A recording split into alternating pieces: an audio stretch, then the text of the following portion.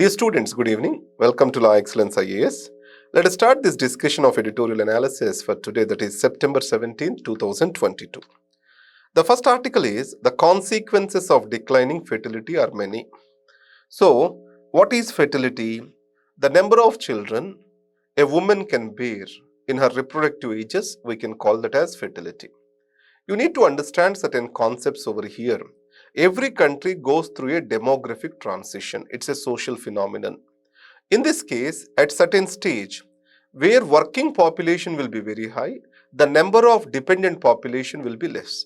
The dependent population means children, old age people. These are dependent population. That phase is called demographic dividend phase, where economic growth will be much faster. If we see India today, it is in demographic dividend phase.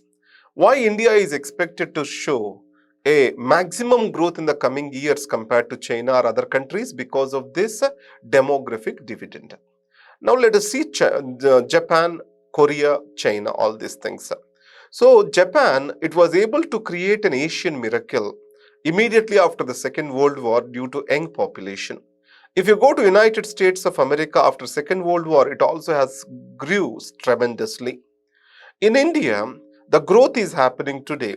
But every country has moved from that phase to another phase where dependent population has increased and working population has decreased. Why this phenomenon has happened? Remember one thing. As the economic prosperity and women empowerment and education increases, the fertility will slowly come down. The number of children a woman can have in her lifetime is going to decrease. As fertility rates comes down, in the next phase, the old age population will increase and the young population will come down.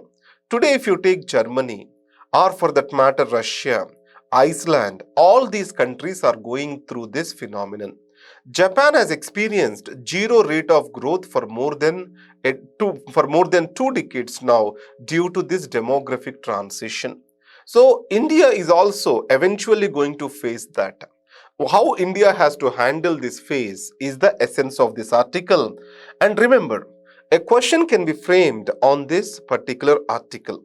So India has achieved replacement level of fertility. For the first time, the fertility rate has come down below the replacement level in 2021. Today, the total fertility rate is around 2. Only 5 states have more than 2.1, that is replacement level. In this context, for the next few decades, India will be enjoying this demographic dividend phase. After that, we are going to have this depreciation phase where the dependent population will increase and economy is expected to slow down. We have to plan for that phase from now onwards. Why the TFR has come down in India? What are the reasons? One is healthcare facilities have improved. Longevity of life has increased. And educational levels and income levels, economic independence of the women has dramatically increased.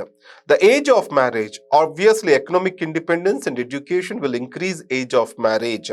And also legally age of marriage is being revised. And added to that, the contraception, access to contraception is increased. Whenever there is poverty, then high fertility happens. Children are being seen as protection or else safety towards the parents at the old age. That's why poverty leads to higher fertility.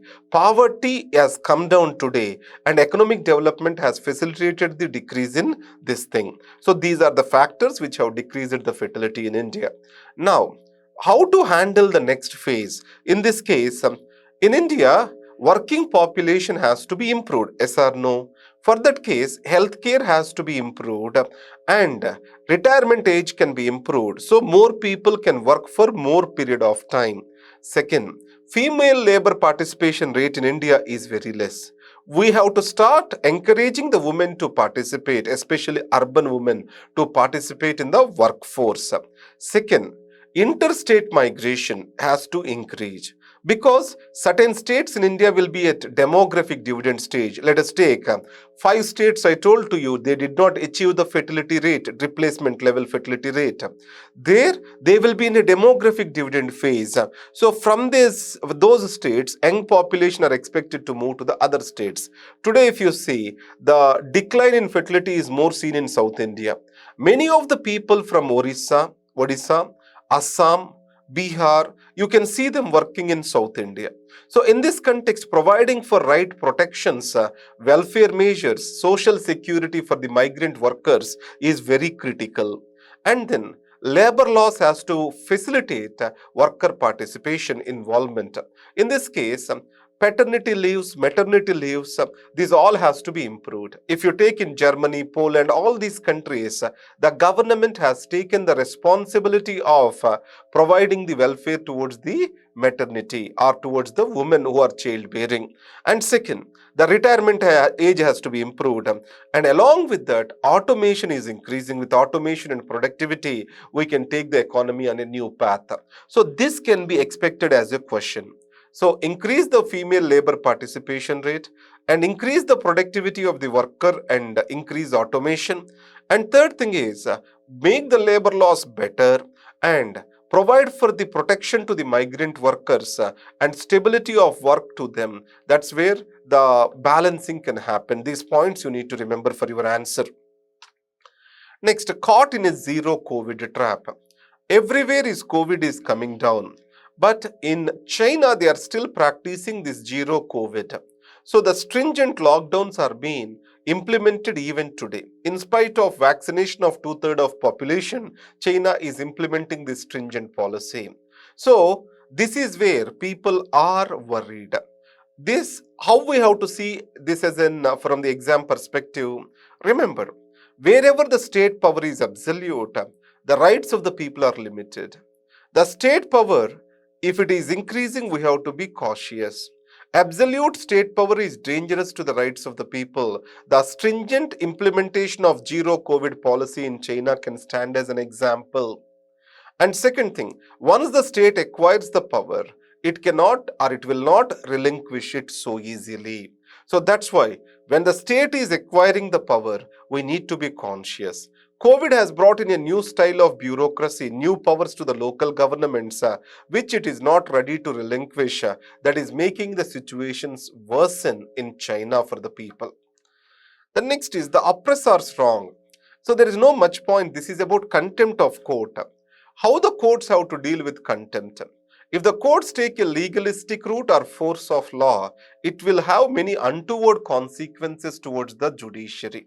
So the best way forward is judiciary has to handle that with the highest integrity of the judges possible, tolerance and magnanimity. That is the point we need to understand. You can use this point best as a conclusion. And next article, Eat and Learn. Tamil Nadu has launched breakfast scheme in the schools. Obviously, the learning outcomes, nutritional outcomes are expected to increase. School attendance is also expected to go up. So it will strengthen the Article 21A of the Constitution or the free education to the children. But the major problems with this free food policies or free food schemes is implementation. So in the case of implementation, corruption and then pilferages and issues of caste. When women from the depressed classes or marginalized communities cook, some people may not accept this. And these free food sessions in the school shall be an example for intermixing of the caste. So that's where the caste systems or caste issues shall not come into the management of the food at the school level. And added to that low quality food, insufficient funds, these have to be addressed. So higher nutrition for the children, better growth of the children can build India, its future in a prosperous way. India is expected to build its prosperous future through its children. So focusing on this is good and all the states can emulate this. That is what it is. So these are the articles for today. Thank you very much. And students have wrote the exams very well. And essays are relatively easy this year. And I wish you all the best for your GS papers. Thank you very much.